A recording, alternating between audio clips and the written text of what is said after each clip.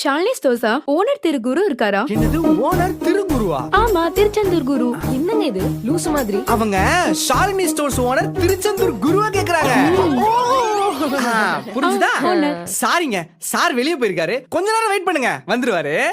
அண்ணா, ஐயோ சாருக்கு ஆயுசு 100 வந்துட்டாரு பாருங்க. இந்தாங்க வண்டி சாவி. வண்டி சாவிலாம் இருக்கட்டுங்க, மேடம் உங்களை தேடி தான் வந்திருக்காங்க. Hi, this is Karishma. Friends ஆப்ல சாட் ஓ, பண்ணிருந்தோமே. அந்த கரிஷ்மாவா? ஆமா sir, madam Shalini stores owner Tiruchendur குருவை தேடி வந்திருக்காங்க. நீங்க தானே குரு? பேசுங்க.